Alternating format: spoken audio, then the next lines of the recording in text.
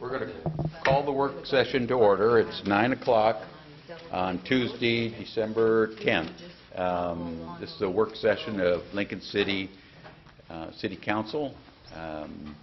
Could we do a roll call of attendance? Rick Mark.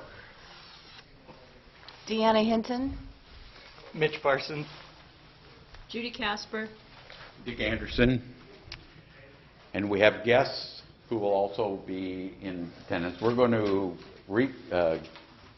recess this work session and go to the site for a tour. And we'll reconvene at that point. All right?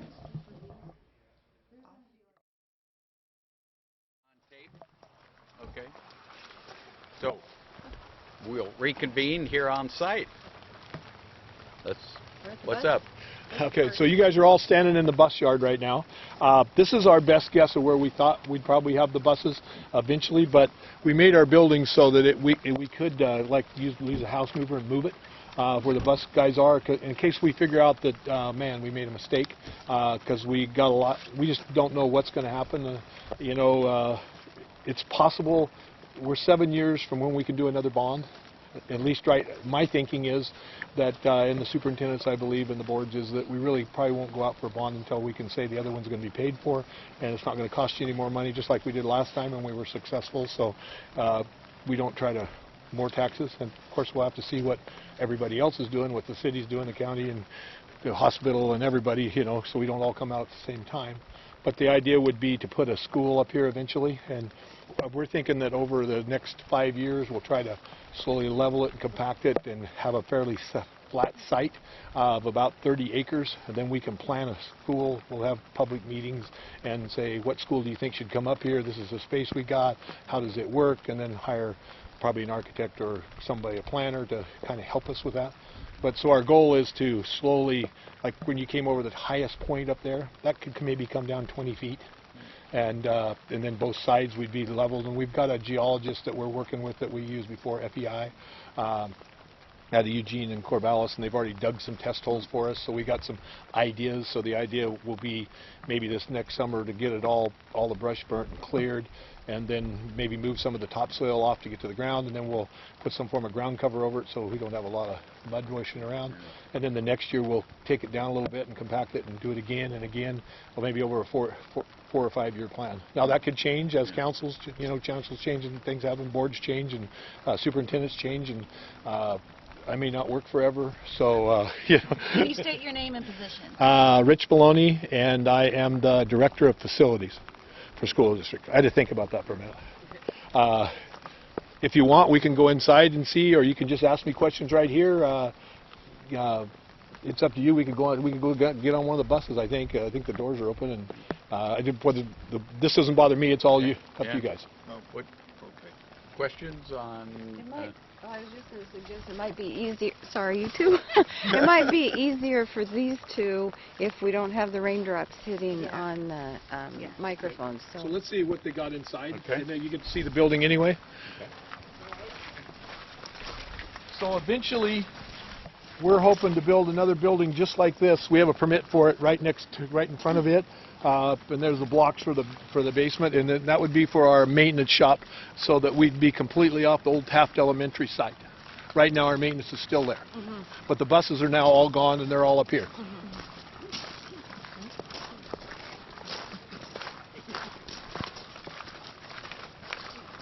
Rick? Yes. Do you have a time frame for when you think the maintenance shop might be built?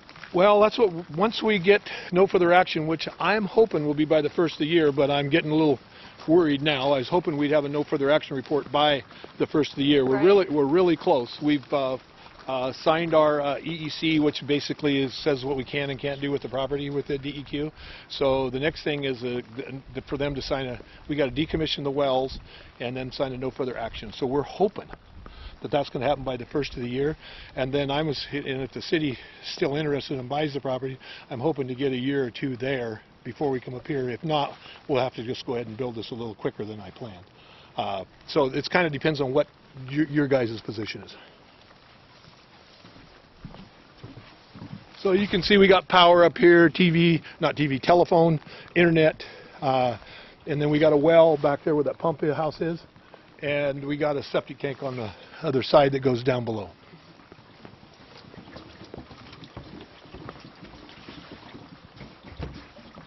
Make sure we've got plenty. How about some guests? Can we take over for a few minutes? Absolutely. Knock yourself out. This is Kim Bolden. She's the assistant manager for First Student, and she runs the north end and has for a lot of years and done a really good job for us.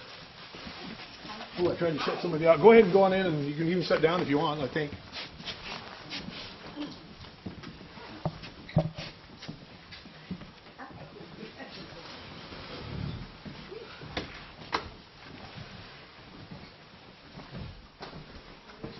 So we're being taped. This is a city council meeting, a work session? Well, work session, yeah.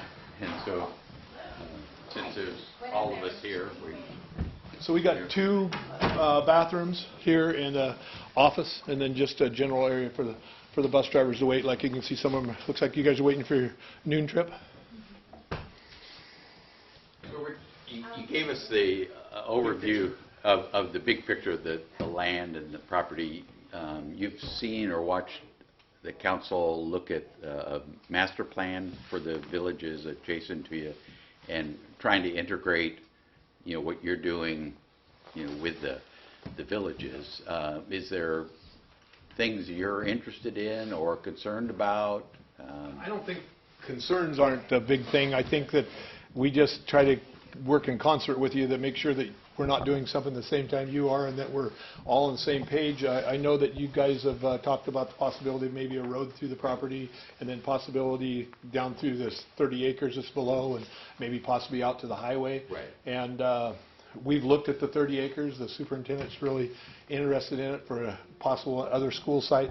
The problem is it's a lot of money, and we're going to meet actually with our board in February and talk about future property purchases, where we're thinking about going, because we're thinking up here we need a spot for at least one school, maybe two.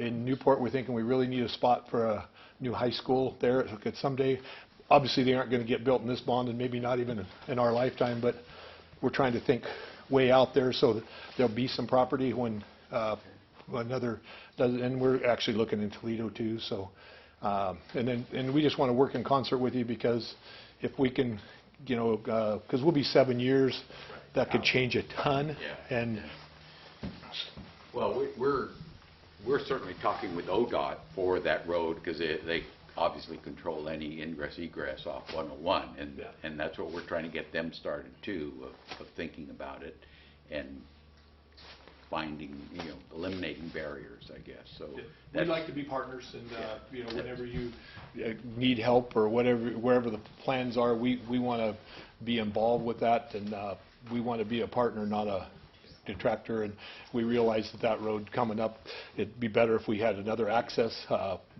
it's more than one way, especially even for fire safety and everything else that goes along with it. And it's hard to you're in the same place we are. We don't know what the economy is going to do for the next 7 years and where we're going to be. We got a superintendent right now that's sorry she can't be here. She's got a diversity training that she had some people coming from out of state to do for all administrators, and she said, well, go up there and talk for me.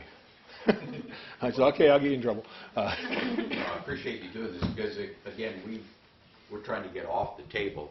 We look at maps and pictures on a flat table, and it's better to see the terrain and what obstacles there are and aren't. So. Yeah, we've had, I feel, pretty good communication with your staff. I've talked to Stephanie and the city manager, and so I think we haven't talked a lot, but throughout, and we get phone calls and emails. So I think we feel like things are going pretty good, and I hope you guys feel the same way. Questions from folks? I have a comment. Sorry, Deanna Hinton. I'm the counselor for this ward, for the city property. Anyway, I think it's very cool that you're up here. I think it kind of brings a diversity, and when you're talking about a new school, and we're talking about housing, and so those two hopefully will meet.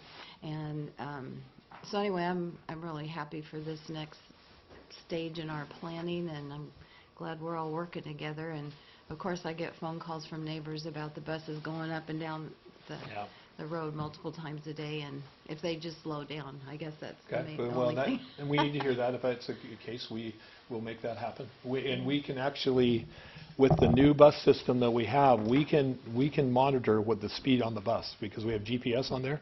So we have people come and say, bus never stopped at my house. Well, we can go look, and it'll say, yeah, it did stop there, and they opened the doors, they were there 1 minute, and they left. Or somebody says they were speeding, they were going 50, and we can go, no, they were really going 60, we'll work on that. We can, and we've had all that happen. They've been right, we've been wrong, but it's easy for us to monitor that, and we'll work with our staff and first student, and if we're going too fast, we'll slow it down.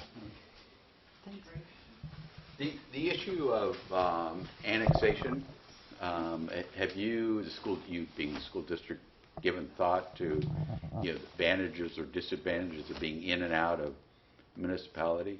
So, of course, this isn't the board, this is me. You're But right. it's to our advantage, I feel like, to not be in the city until we want to annex and get water and sewer. But and the simple reason is just because of rules and regulations, and like the tree ordinance, we have so many trees on here. If we had to log every one of these trees and category them, and where most of them are going to come down, it would, and then to do some people want to have a master plan, and in our case, I think we need to get the flattest piece of property we can, because anything we plan now for 7 years from now may well change. You guys have the same thing as your councils change, or as your city managers change, people go different directions, and I saw that being on the city of Newport I was on the planning commission for 9 and the city council for 9 years, and when you change city managers and councils, different people want to go have different ideas. And so for us, at least why I'm here, and I believe now we'll probably stay in the county, get ourselves in really good position, and then when we are in 4 or 5 years, come to the city and say we'd like to annex, and then hopefully by then something's happened with the 30 acres, something's happened with the state on getting, because you're absolutely right, when we looked for property, we couldn't find anything that had a stoplight that we could go out to the highway on, and we couldn't put the kids just on like Clancy Road and try to hope to get out and not, just the worst thing that we'd ever have is put kids in harm's way. And so by having the light, that made this a more viable piece of property. And to be able to pass a bond, if we can show, my opinion, if we can show the public and everybody, this is what we're thinking, this is what we're going to build, and this is the spot, instead of saying, well, we'll buy a piece of property and we'll get it leveled and we'll get access to it, we want to have all those things fixed and done. Okay. Other questions? Anybody have information? And again, it's not part of the villages, but it certainly is, Councilor Hinton has indicated, adjacent influence. I think it certainly provides the opportunity for, in my perspective, of a more community-centered kind of part of the community. I think it'd be so cool to Yeah, see kids walking integrate, to school. yes, integrate school and housing. You can just envision the cars coming in, the kids walking in from the houses around Right. the area, and housing needed so badly. Right. You guys have the same problem that we have trying to keep teachers. Bus drivers, people can't afford what we have right now, and if we can get some more affordable housing, and so that our workers and people can afford to be here, then we'll get more kids, so we'll all prosper, I believe. Okay. All right. Well, thank you, Rich. Thanks for coming out. And, not all of us have snuck on. Some of us have snuck on the property. The only problem you'll have here is, meeting a bus on the road or a car coming on the road, but you're welcome to come in and look. And it says no trespassing, but most of that's for the homeless. We're towing our second car this week, I think, where they come and live. The state police called me and said, you got a car on your property. I said, no, we towed that last Tuesday. No, another car on your property. Okay. So we're tagging it and going to get it out. And We took care of that last night at storage. Storage. We've There you taken go. care of. Yeah. There you go. Just don't be afraid to have somebody contact me. Karen, Dr. Gray, the superintendent, is very transparent, wants to work with each community. She's knocking herself going out to all kinds of meetings, and she can't get to them all, but she wants to be a part of every community, and she's finding out what it's really like to try to be a part of 4 communities. Yeah. Great. Okay, shall we, next site is Maplewood. Maplewood, okay, all right. I'm not going on the That'd be great, because I live in Maple. And we're going to what? What are we looking at Maplewood? We're going to this is Ron, we're going to be looking at some of the landscaping, the things that the city are in charge of. Councilor Hinton? And I just wanted to, we can look at a map and we can see, and we've heard the name Maplewood before, but this gives you a visual of what Maplewood is. Laurel lives there, and they're condominiums, and they are, so far, the only residents of the villages. And so they are members of our HOA, and there's, like Ron was saying, there's a division of landscaping, who does what and when. And overall landscaping, I was thinking we could talk about the presentation when we're trying to sell the villages to property buyers, that we need to and have a plan for in the future, the landscaping such as the Scotch broom. Right now you can't really notice it, but then this spring it'll just, everything will turn bright yellow, and anyway, just a consideration. And just wanted to add one more thing, Ron, and is we have a kiosk over here, and it's an opportunity for the city to, I don't know, maybe promote the villages or the property, or if someone wants to purchase, who they contact. I don't know, just that kind of thing. Mr. Mayor, one thing I ought to point out is that the city is the largest property owner of this development, which means we are the controlling interest of the HOA. And that includes, when you look at all of the common area in Maplewood, the city has been the one that's been doing the maintenance on that. The homeowners that live here have been a part of it, but any kind of maintenance that's going to involve any professionals, that's been the city that's been taking care of that. I just also wanted to mention, this is Deanna Hinton again, I also wanted to mention that these Maplewood are LEED buildings, so they're very energy efficient and environmentally efficient. Okay, take a walk? Is that what? Yeah. Well, wait a minute, I don't know. You didn't let people know we were going to go Oh, I think wandering we could through. walk through. Okay, you go first. I don't think anybody's going to care, but sure. It's a public road, right? No, It's it's a public. private. And I would say, I think, the city's been terrifically responsive when we've had a problem. We had some termites and trees back here a year and a half ago, and Joe came and took care of it. Well, if we call him, he comes out and consults with us. He's been terrific, really responsive. Your name? This is Laurel Barton, resident of Maplewood. I don't like the name, though. We don't have any maples. The mayor asked a good question. Cascara Court is a private road. It is not a city road. Huh. Luckily, we don't have to have a snowplow. So, Ron, would that be the same thing then on like Fernwood? When that gets developed, is that? Only if we choose it to be. Okay. I think the original development plans had it as a private road, but it doesn't have to be a private road. Okay. So I have a question on the HOA, Rick Mark. So HOA homeowners pay a fee, a monthly dues or something, no? This all comes out of the, so the maintenance cost comes out of city general It does. fund? We have not implemented that yet. I think we decided when, Deanna Hinton again, I think we decided that when we reached over 50% that we were going to start at least looking into it. At that point, when I believe, if I recall on the HOA covenants, is that as we get over 50%, that's when the city begins to back out as the controlling interest of the HOA. Controlling interest, but what about dues or sharing in costs? At this point, we just simply have not implemented those. Okay. You can, but we haven't done it. Right. Okay. Right.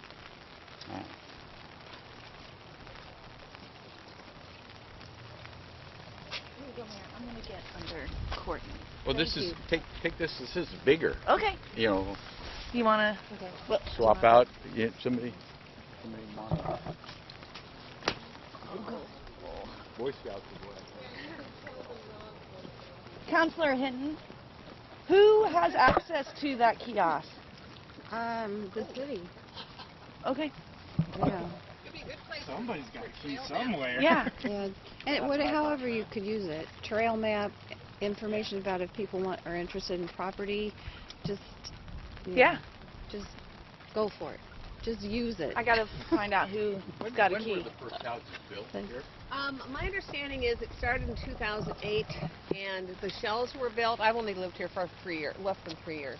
And the model was completed here, and then the guy went out of business.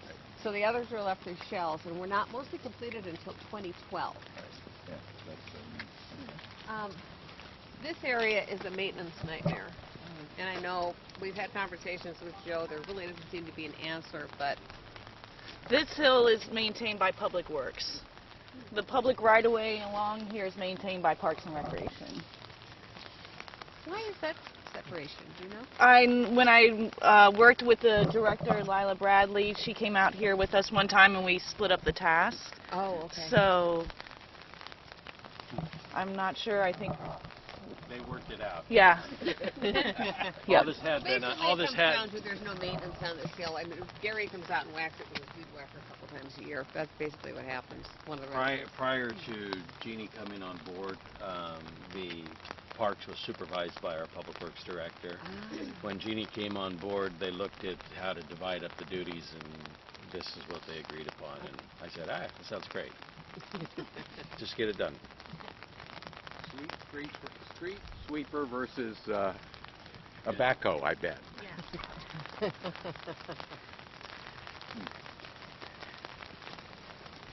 So 6 buildings, 12 families. The 2 are second homes. 1 is a rental. And they are condo ownership, or is it It's a funny townhouse thing. fee It's simple? actually a single-family property according to our insurer, because we don't have an association, so they call them. Laurel, you're going to have to talk a little louder. I'm sorry. It's actually, I think, a single-family property is how it was sold to us and how our insurer views it. So it's semi-detached. Some people call them, but they're single-family homes. But do you have fee simple title? I don't know. Oh, I understand we own a certain plot of land around our building. you do. Yes, we have lot lines. So that would be fee simple. Okay, Then we have lot lines. condos, the association would own the exterior. No, I understand we have fee simple then. Okay, Yeah. so that's We have a tax lot. okay. Okay. So it's just attached. It'd be like Northwest Portland, 23rd Street with all the attached townhouses. Sure. This is the same thing then, with just a duplex style. Right. And we all maintain our own properties, our own yards, and frankly, the common areas as well. Except for Joe comes through and mows the meadow behind us at least once a year, if not twice. Those lots down at the end are owned, not built on, not maintained. We sometimes hire people to come and whack it down, but that's kind of a... Who is the owner? I don't know. I Oh, think builder? I think it's an offshore person. Deanna might know. I'm not sure. I believe it's offshore. Like Hawaii? Like, I don't know. Like, I think maybe further west. Hawaii has a shore. But I'm not. Oh. It's just based on what some neighbors have said. Huh. They seem to think they know. So. It seems to me because the city wasn't involved in Maplewood with the acquisition, and I think prior to us buying the rest of it, the bankruptcy court or so sold the empty lots and everything to a builder who finished out some of these. Right. I think they were all shells, and they Yeah. sold them to him. I think that might have been Teeny, or was Teeny the one that went out of business? Where he went out of Okay, that was so. yeah. It's the next guy, and the next guy Right. finished it, and they're beautifully finished. Yeah. They're But beautifully I thought he finished. picked up these other lots, so that's what I don't don't know. Okay. They'd be very difficult. We've had contractors come in, according to one of my neighbors, they come and look at it and go, this is a nightmare. To build Yeah. because of the Yeah. elevation. They're below grade. Yeah. Okay. So I don't think we're going to have much. We do have a parking problem. The lot up at the top, The neighbor who lives there believes it's his private parking lot. It is not in his tax lot. He doesn't like people parking there, but we do park there sometimes. Because this is all we have, and people are starting to park on the common area, if you will, on the bark mulched area. So, you know, I know Deanna and I have talked about, I don't know if the HOA can handle that, about the parking lot up there and who really has the right to park there. But parking's a little tight, as you can imagine. But When the little parking up there that you're talking about, when this development was approved, that was approved as a public parking for the group, for this area. Yeah. okay, so it is not the entitlement of one tax No. lot. Okay, good. No, it is So not. we just have to use it. Yeah, you park there, that's what Okay. go ahead and use it. Good to have you. They can call me if they want. Anyway, here it is. Okay.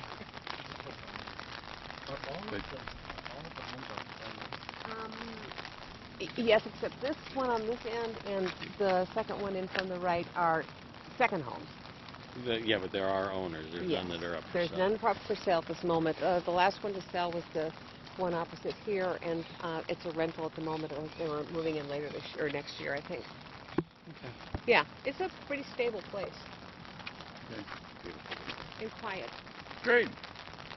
Except for the 445 bus that goes through. Who knew school buses left at 445 in the morning? Talk to their parents. Feel for the driver who has it. Yeah. Okay. The name just cracks me up, though. There's not a maple tree to be seen.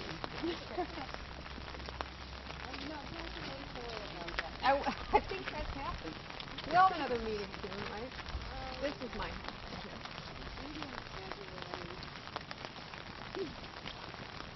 Should we close them?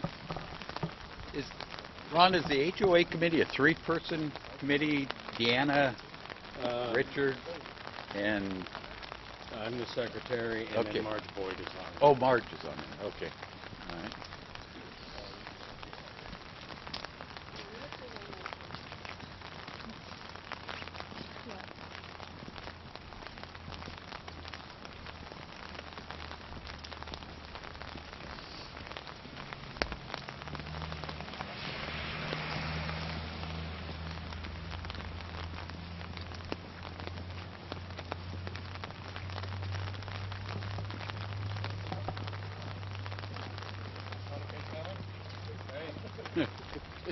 You want to close it, Mayor? Yeah, yeah. We go ahead and shut things off. We'll go to the next site, Fern Ridge.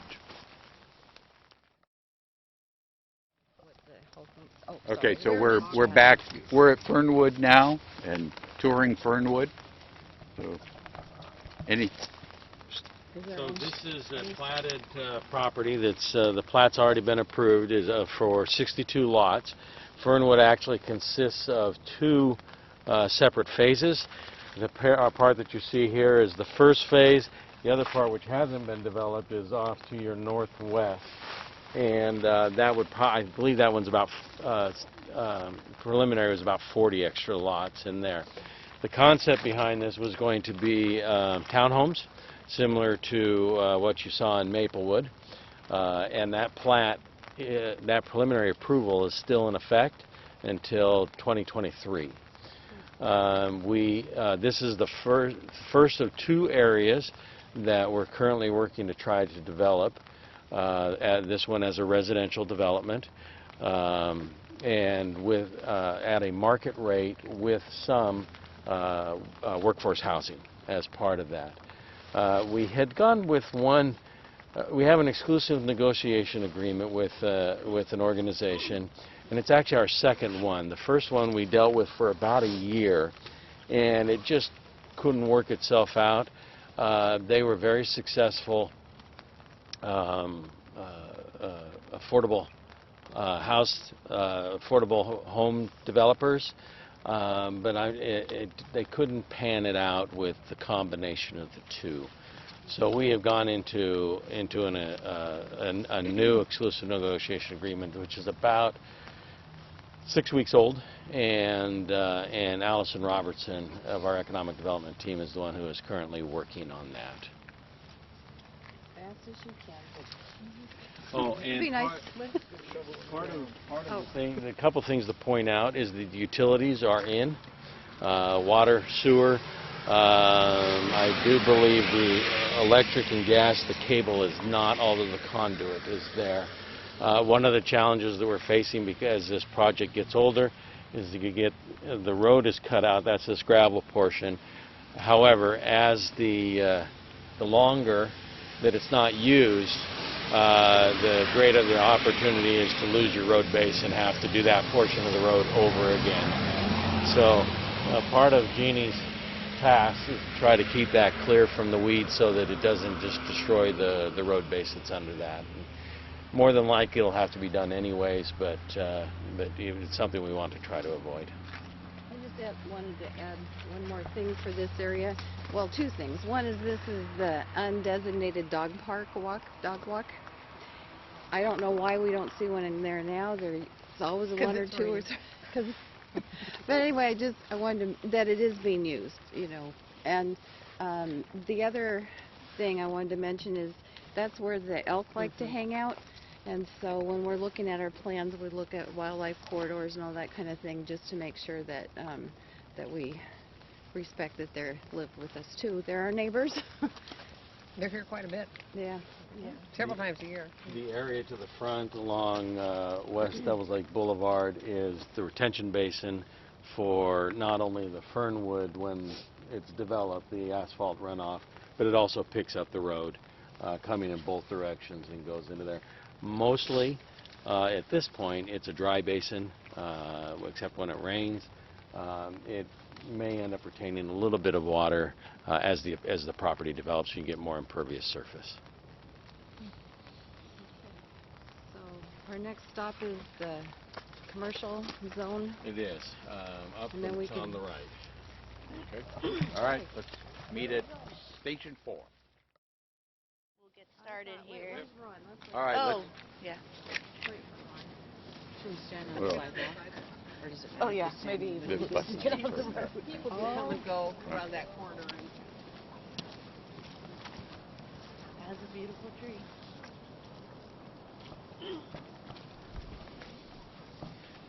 All right, so we're at map number 4, or station number 4, reconvening.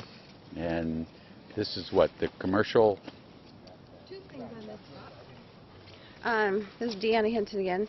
On this side of the street we have the Sitka, big old guy. He's been protected, which makes people happy. And makes me think we ought to call this Sitka villages or something like that. And then as soon as this car passes,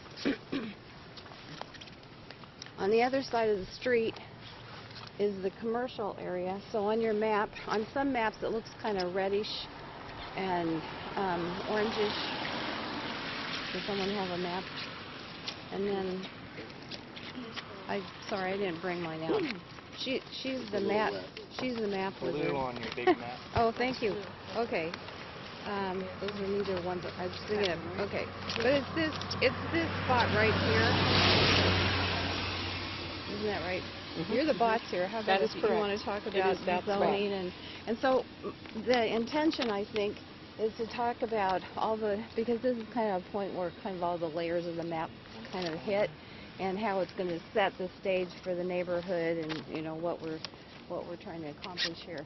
But it's up there, and if we aren't going to hike up there, right, Ron? Okay, because it's muddy and we'd be full of mud. And that's also another place where people go off-roading, which is where I was asking for rocks. But anyway, but from up there, if you have really good eyesight, supposedly the last designers suggested that you could see the ocean from up here. And so the view sheds from up here out here will help protect the view into the future.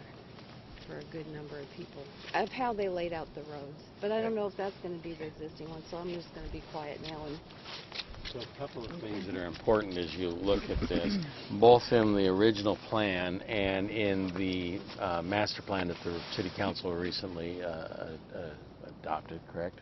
Has it been to them? Comprehensive plan map Right. designation. Yeah. This area up here is the one area that is designated as commercial development.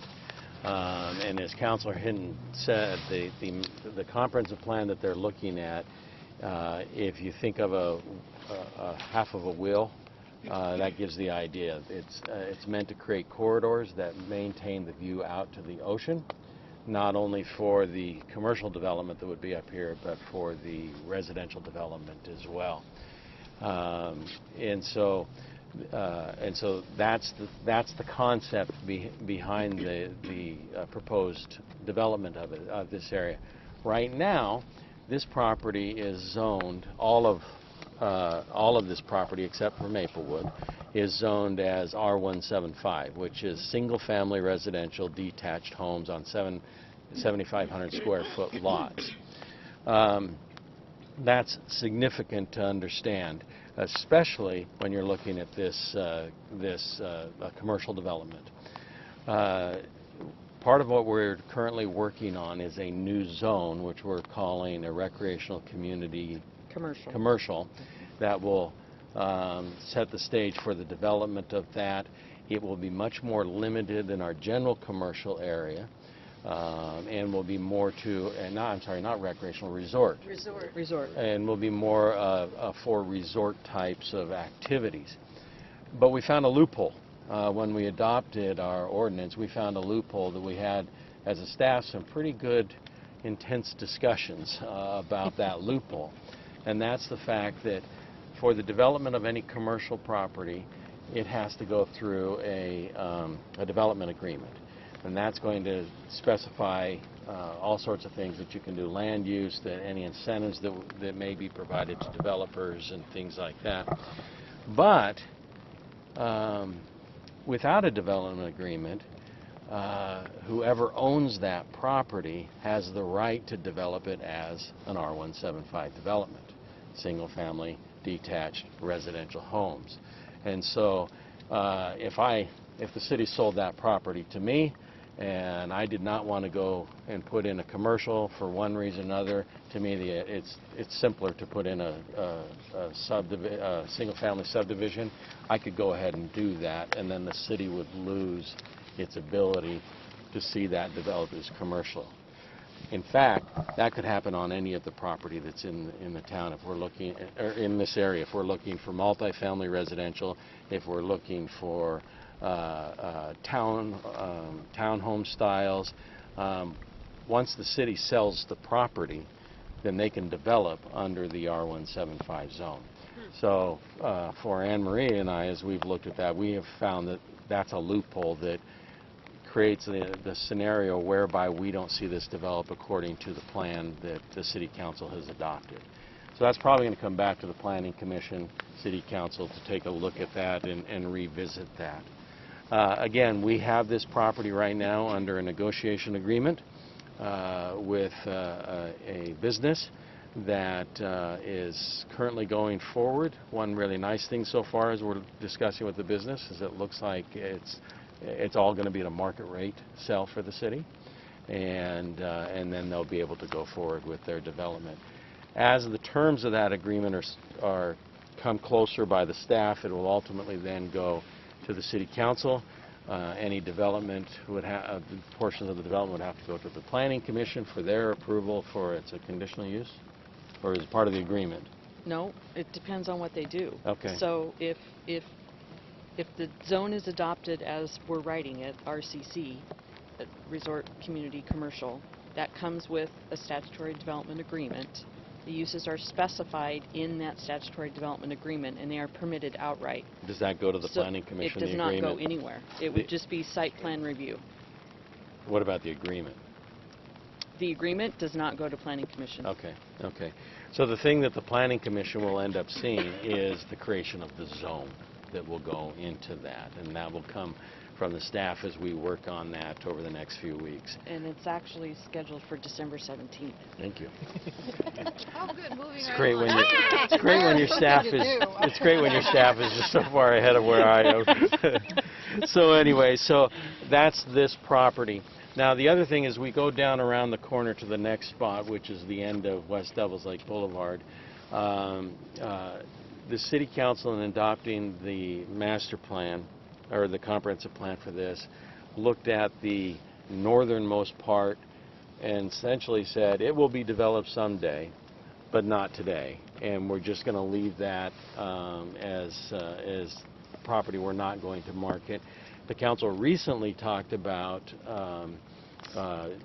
dedicating more in association with this to be open space, to be undeveloped in the future, about another 35 acres or so.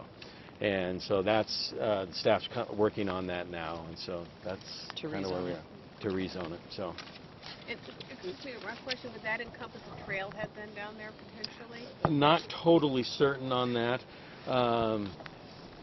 The dead end that you have there is not the end of this road. Right. This road will carry on and go back out to the south. So for now, Jeannie's working on, and we hope to bring this as part of our budgetary discussion for next year, of improving that to a point where it can become a parking area to where we'll direct people. This is the way to get up to the knoll, rather than other areas where there's essentially no parking. And but we're trying to design it in such a way that it's not a permanent location, because that road will have to go forward to carry out. So where that final location will be for a trailhead, I'm not sure at this point, but we are looking at a temporary one But the there. open space plan would accommodate, or not? I think so, Okay. but we haven't fully developed that yet. Gotcha. Thank So you. I'd just like to say, just point out one thing before we move. We can just walk to the corner and see what you're talking about. Sure. And then we can walk back. But the development you see over here is not in the villages. That's the Palisades. That's phase 3, I think. And there's more, and we'll be going that. Oh, I'm sorry.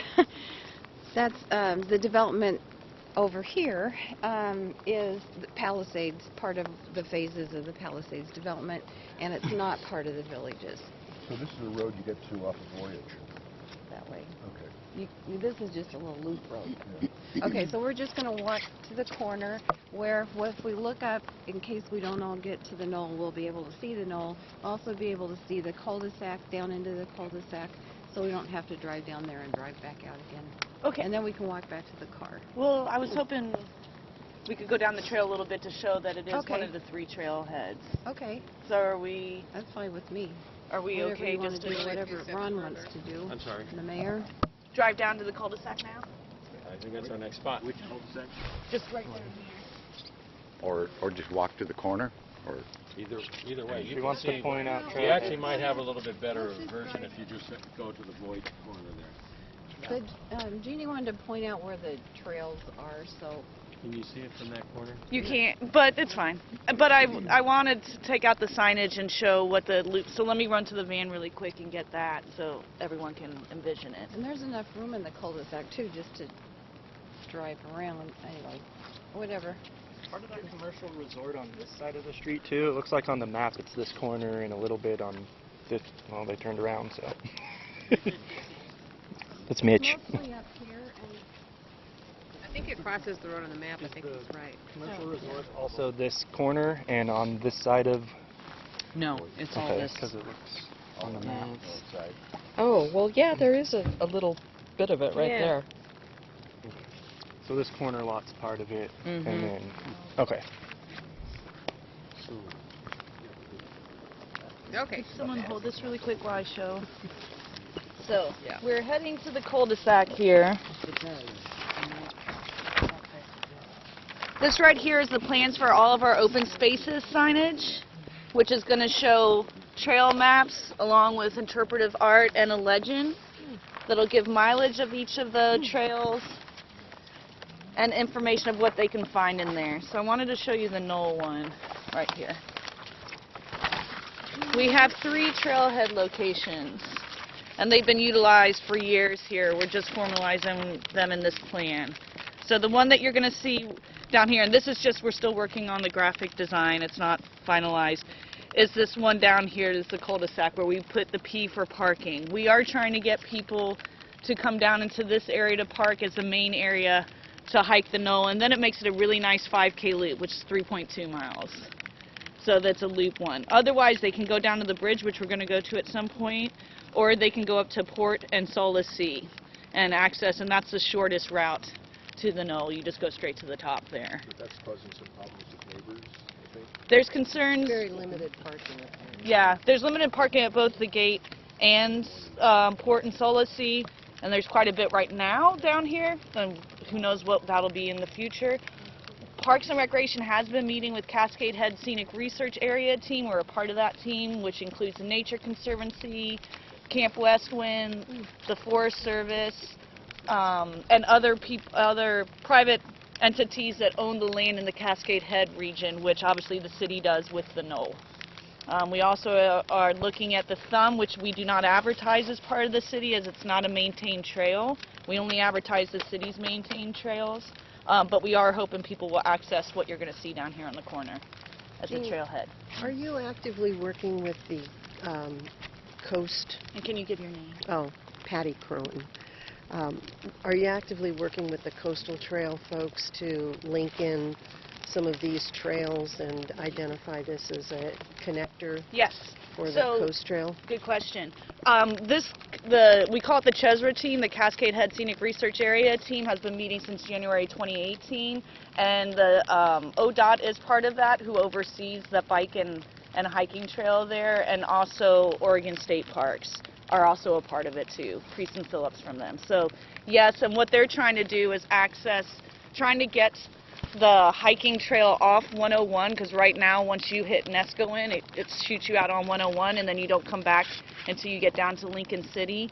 So they're trying to, at the top part of Cascade Head, get it to go through Forest Service land, through Camp Westwind, possibly Nature Conservancy, and then link up with the knoll here to get them to come down to this area and access the beach. But we haven't really come to any formal plans. Go to the corner, Chair.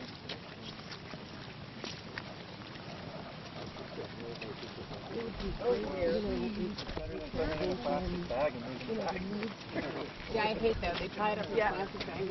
Walking, camping, and Yeah. I pick it up when I walk the floor. yeah, right. sense. An ecotourism Yeah. location. And you know about the geocache. Yeah, so we're working on that because we actually... Thanks for holding one, I forgot. Oriental stone.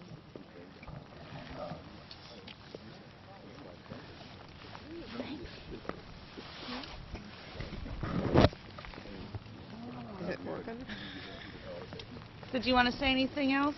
I just want to say that it probably would have been a good idea had we driven down there, because then we could see where the parking lot was going to be and where the trailhead was where the trail's going to be, and how you get up to the knoll. And but while we're down here, let's walk a half a more block to the left.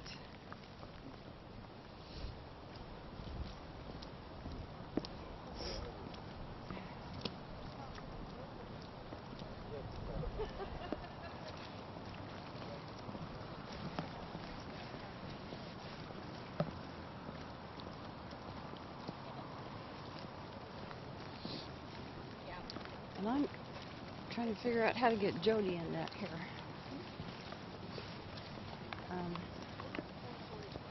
Anyway.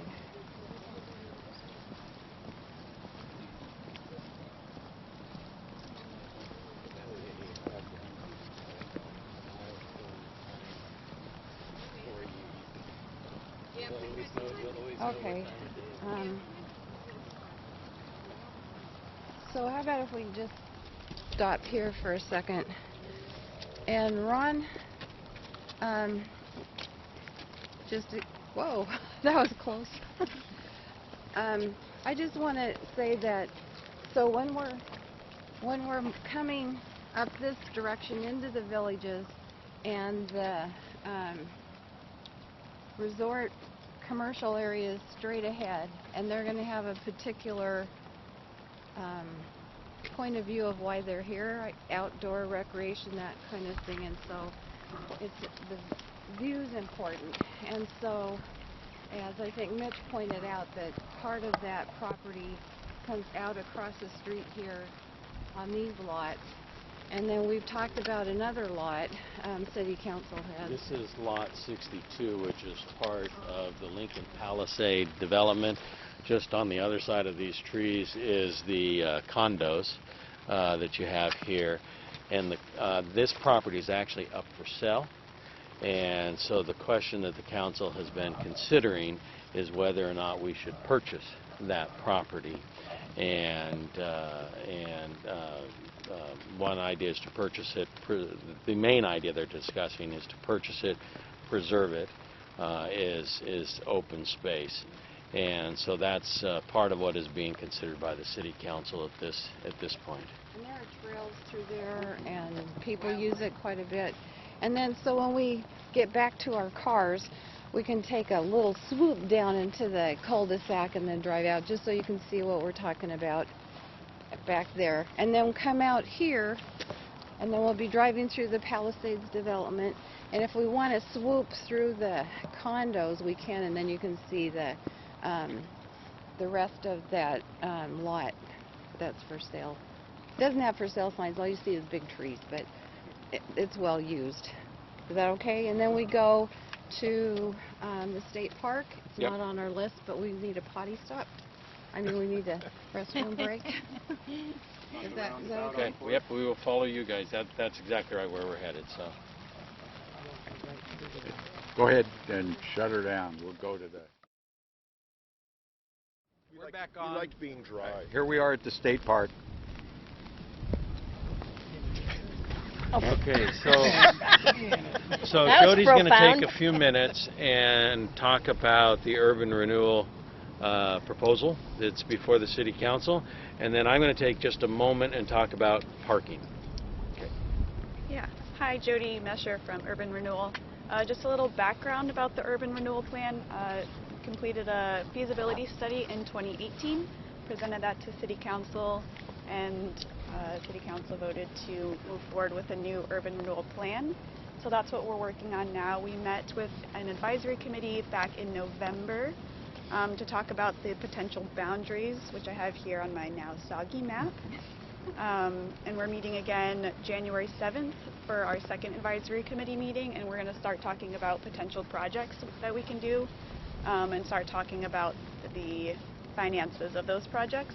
And following that meeting, we're having our first public forum to bring those projects to the public to get input on that. So it would be great if you could mark your calendars for January 7th for that. And we have on the map here two different boundaries. So there's boundary A that's shown with the pink, and then boundary B is going to be what we're moving forward to. So that would be the second part. And you can see Rhodes End State Park is not included in boundary A, which would be the initial urban renewal if it's formed. But it is included in boundary B, so that could be added on later. Yeah. Any questions? And, well, why would we want it in the urban renewal area?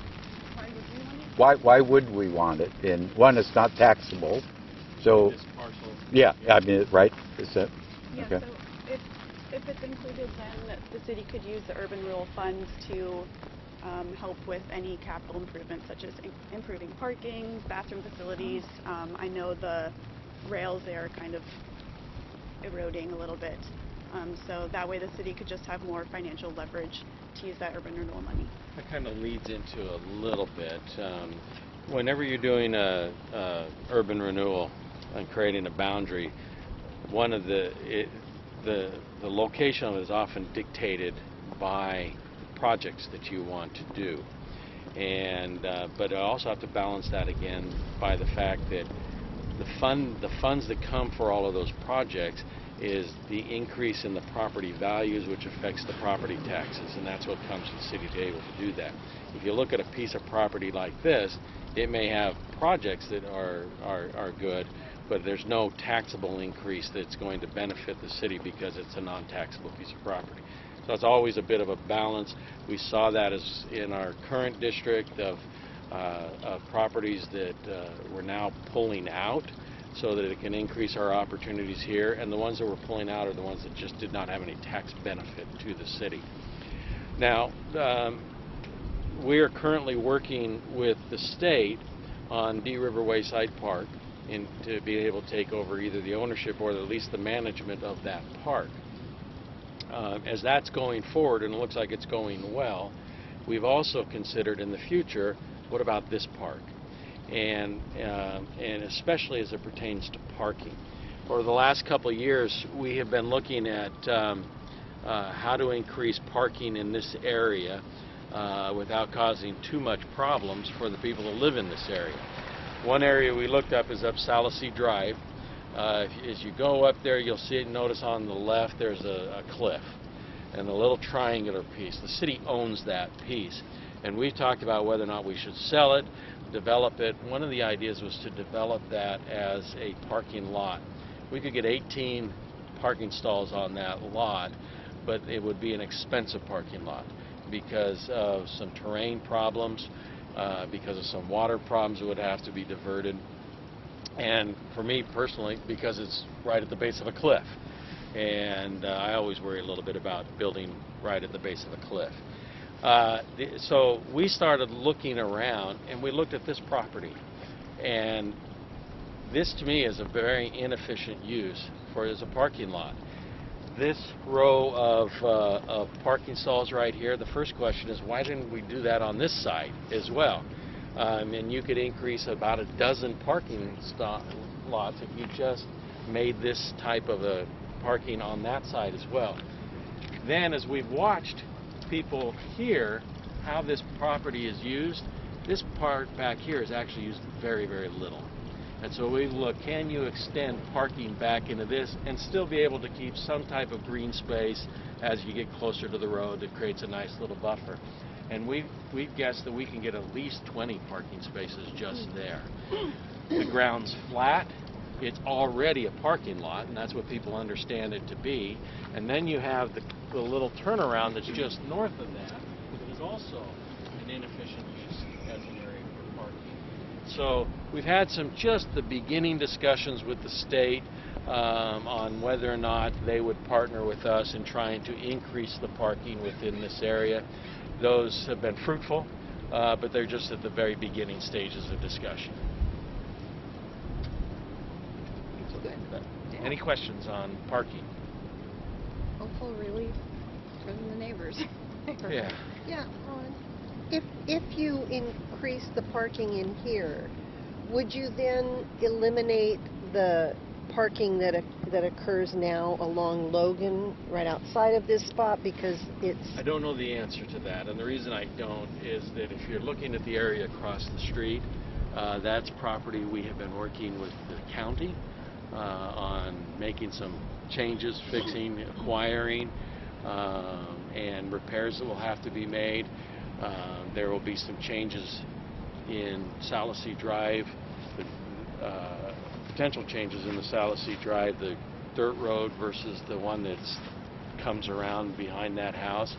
So I don't know how it all will end up playing itself out on the street just across the street from Because here. sometimes the parking along Logan there makes it difficult for people Sure. walking to get around. Well, without if being we're in the able to increase the parking here, it makes sense not to have that parking on the other side of the road. So, can I jump in here? This is Deanna Hinton again. I'm just thinking about the rest of our tour, which was be to the knoll. And that's the knoll, for people that don't know, right there. Top of that is the knoll. Part that's in the clouds. Yeah. And it's, even though I really want us to get up there, I'm just thinking maybe today might not be a good day. We will get soaking wet walking through the grass. But the reason to go up there is to just have the idea of what it is. And I say idea because once you're up there, you're just kind of, it's uplifting, which is kind of corny, but that you get to see the panoramic view of the ocean, and it's a wonderful, wonderful view and a nice hike, a little steep, but a nice hike. And furthermore, when you're up there and looking west, then there was that question that we city council had about that 7-acre parcel. And so when you're up there and you're getting this view and you're out there all by yourself, right? That's how it feels.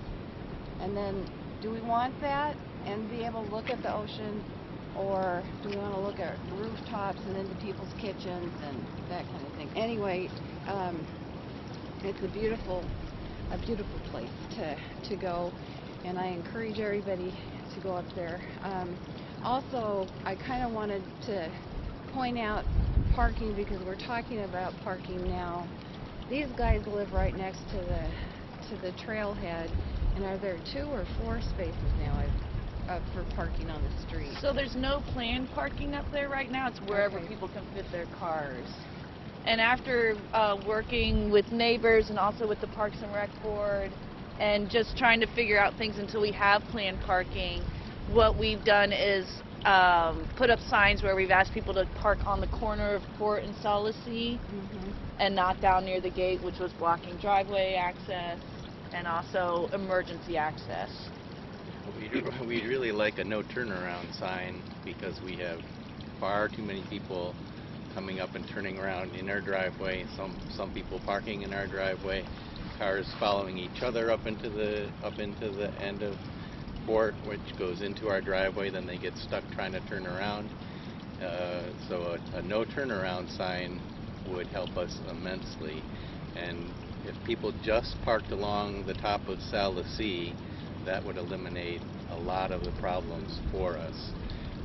Just along that stretch right as you get to the intersection. And there is plenty of parking on the side of Salacey there, and I think that would allow quite a few people to park up there. I think there's enough capacity for the people that currently decide they want to park up there. Could you say your name for the record? Daniel Calvo, local resident. So anyway, all those things are all important, I think, so we can actually get a full understanding of that area and where we're asking, for that trail and parking and the issues related to it. So, Regarding the parking and the suggestion, is it possible or practical to put directional signing, meaning put a sign that says, for the Knoll hike, park here? So you'd lead people knowing, because there's no parking ahead, or Right. some kind of more informative, because I'm sure folks are getting up there and not knowing, and so if you could catch them earlier, Yes, exactly. with appropriate signage. I mean, is that, Yes. have we looked at that? So Britt and I hiked up there maybe 3 weeks ago, and it was pretty obvious to me this was where it's okay to park. Yeah. And It's obvious elsewhere to some- you it's wouldn't. obvious to Yeah. Well, some people, I'm just saying. To a lot of well, people. Yeah, you have no control over how people respond to signs. Yeah, if I could But just there were, amplify can I finish? There were quite a few cars. I mean, I think there might have been 8 cars up to fit pretty easily. Yeah, if I could just And- kind of And your piggyback name, on Kim. that. My name's Kim Calbo, local resident. This time of year, we're averaging, at any one time, you may have between 1 and 8 cars or so. The weekends, of course, increase. The summertime is insane. The warmer months. I mean, up until just a couple of weeks ago, we were still getting just people turning around in our driveway alone. 5 to 10 people a day on just like the middle of the week on a rainy day. But on the weekends or when it's nice, not unusual to have 75, 100, 125 cars a day turning around. It's nonstop, it's constant. And, we're just looking for a little help. And I know that the plan is ideally that the primary parking lot is going to be advertised as, off of West Devils Lake, or at least that's what I'm hearing. It is, and it's on the maps. Yeah, So if you and look, it that's- says primary parking here. Yeah. Yep.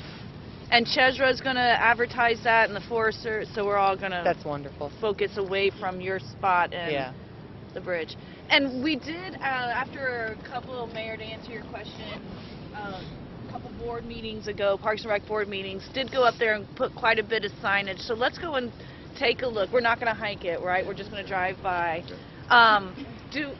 Does it not say the Knoll on it right here? I thought it said park. It says the Knoll. The problem is some people do understand park here for the Knoll means park right here. Right. But other people think, oh, park here in this just general area. It's and also then a they blind just keep curve. going. Right. So you can't really see, Yeah. you know, all the way. Maybe something that says no parking ahead. Yeah, and yes, This exactly. means Okay. you. This means here.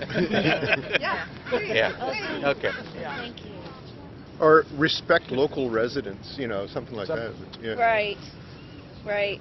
Yeah, and we have that on the maps. We could put it on the signs too. So are we okay with let's go take a look at it? And I'm assuming do we need to get out of our cars? Do you want to just go up Salasee and then all park on the side? Can we of turn around in your driveway? Actually, why not? You know, sure. We want There's a to- wicked stump you might hit backing out, which a lot of people do, but... So we do want to get out of our vehicles? We have to. Or do we It's do gonna want cost. to look at it? We've I've got heard the gate input. open, so the gate is open. Oh yeah, Monte's waiting for us. Our park's back. Oh, come on. So yeah, let's go up and park on the side. You got another 2 hours out in this. Oh, no.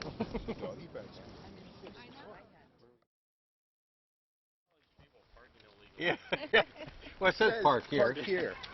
All right, so we're here on the Knoll Trail. What's up? Who's talking?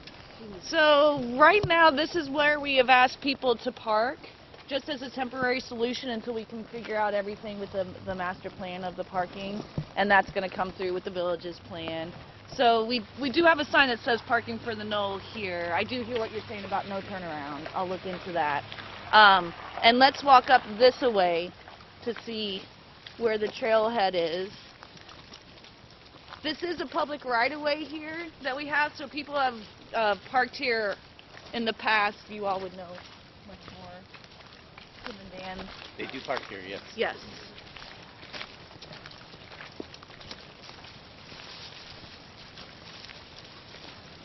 And your driveway This is one driveway, and then the one people are turning around in, for the most part, is up here. Is this access for the quarry owner too? Or Yes. only? Okay. Yes. People there now. That's our parks maintenance.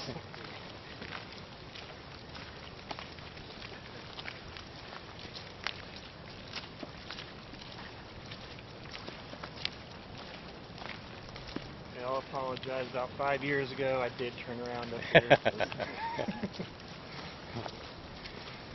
Can't see the Here's gate our till you're up here. here's our latest poop bag that gets dropped off for us. And I see a beer can that got dropped off for us. I had a couple of people parked right in front of the no parking sign a couple of days ago that I came out and asked what they were doing.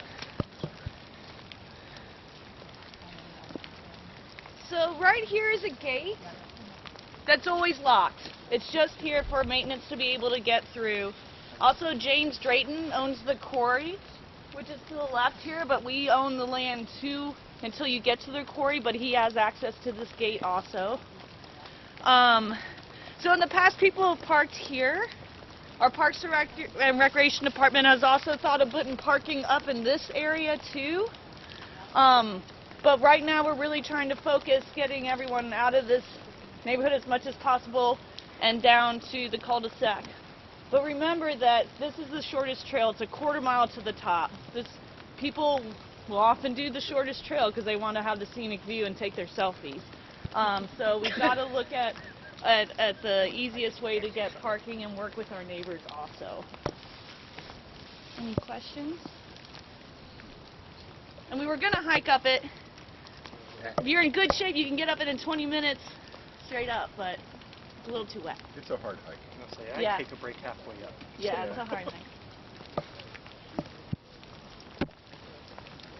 So, Jeannie, wasn't this the location where the emergency cache was going to also be located? That is Somewhere up what I here? heard from Ken Murphy, our emergency coordinator for the city. And they're looking at a different location right now. The reason why is we are currently working with Chesra, which is the Cascade Scenic Research, Cascade Head Scenic Research Area team, to work on this open space area too. And we didn't want to place something like that in an area where we may have to move it in the future. So he's finding a more solid spot. Does Drayton have any plans? And it's not, do you have to have permits to work the quarry? I don't think anyone works the quarry, and Okay. we've not seen him up here. At least our staff haven't.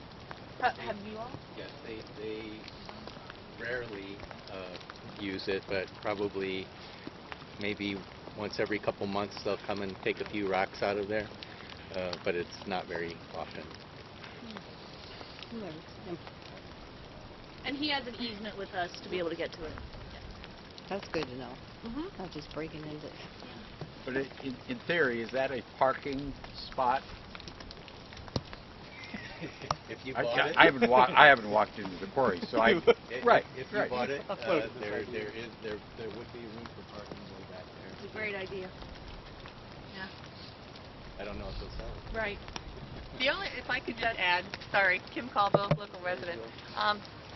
The idea, though, of putting parking there, if Jim Drayton was ever to sell his quarry, I mean, it is flat, but, you know, when you're on Logan Road and if you're parking in the state park, you can easily see if somebody's parking there after hours.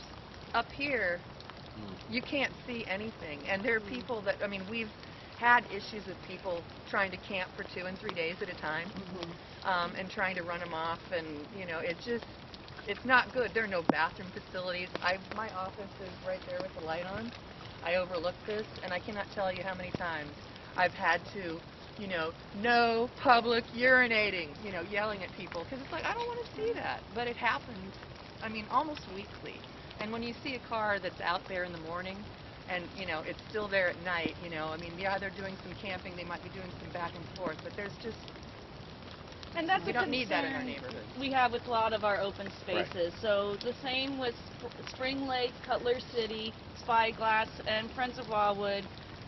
They all have, and Agnes Creek is the best example, all have parking where it's not visible. So we have to look at what we need to provide to the public for parking and accessibility that's safe and ADA for our visitors into our parks, as well as issues of illegal camping. But that is an idea that has been brought up before, is having, you should look at it sometime. You can walk a little ways in before you get onto Drayton Plan. There's no sign that says it's Drayton Plan, but you can see the quarry walking in that way. It was like day use only, but then someone would have to manage a gate or something, right? I mean, if it were to be Well, we don't do closed that at in night. any of our other open spaces right now. We work really hard with the police to, illegal camping happens, homeless camping happens, and we work really hard with the police to control it, exactly. We are putting up signs now in all of our open spaces and parks that say, park usage during daylight hours only, and then we give the ordinance number and say violators will be prosecuted, so that's helping our police force be able to say, this is posted, and... Yeah, I was just going one step further than with the mayor's idea of a parking lot in there, and then the idea of people just coming and staying, so if it was daytime only or daylight or whatever. Yeah. But then there'd almost have to be a gate for this location because it can't be seen. Anyway, too much trouble taking. No, it's all good ideas. Okay. You know, if I could just share one more item, Kim Caldwell, resident. You know, a parking lot up here, though, would be quite different than a lot of those other locations, just in that, you know, you're not just taking a right turn off of a highway, you know, or, you know, I mean, the activity, the concentration of vehicles up here, you know, there's roughly 100 houses that you have to come by, you know, once you're down on Logan Road up here. And every single one of us would be impacted by, you know, a 50, you know, I mean, if you put 50 spaces up there, 25, you know, what does that mean in real traffic? Not alone the people, the pedestrians that are walking. You know, can we support on a one-lane gravel road a parking lot, you know, that is of that magnitude. You know, I know I wouldn't But be in from favor of it. from what I hear you saying, they're coming anyway. They're and coming they're turning anyway. around and you're driving and then go away. So I That's hear one you. of the, you know, there are Yeah, people who walk. It's split. So- So there's a lot of pedestrian traffic, but there's also a lot of vehicular traffic. Yeah. And I the think a more good pedestrian example- traffic, the better, as far as the neighborhood is concerned. Sure. And I think a good example is to look at Agnes Creek open space with the 2 large parking areas we have in there, which fit 20 cars in each. And that's off a gravel road, not off a 101 in a neighborhood too. There's always issues that we're going to need to address and learn from and be proactive and plan for. So It's not such an attractive spot to hike to, though. Agnes is not. But again, I think your earlier point, this is a quarter mile up, you know, it may be steep, but this is, people see it on a map, and that's why they're coming. They don't want to take the time for the more The 3 scenic mile hike. route, yeah. Yeah. And so I think, yeah, we have to blend in that thought that they are going to come. I think the fire and police want people to park down at the wayside and come up, or that cul-de-sac on the west of the Oh, I'm site. sure that, yeah. And that's still a beautiful hike. And most people that hike want to hike for more than just 20 minutes. Yeah. So True, some people don't. I was up here and there were families with kids. You bet. Yeah, no, you have They 2-year-olds see the hiking. short and don't see Yeah. that. Yeah, we're a lazy group. Anyway, you know, I mean, that's what it's about. The Lincoln City Tram. Yeah, right. Yeah. So, Here we go. Mr. Mayor? Yeah. Do we have to return to City Hall, to Uh, the chambers why? to close our meeting, or could we Well, do that now? could we No, not? you could close it here if you'd like to. Why don't we, if it's, we have a consensus of closing the work session here, and it's adjourned. Thank you.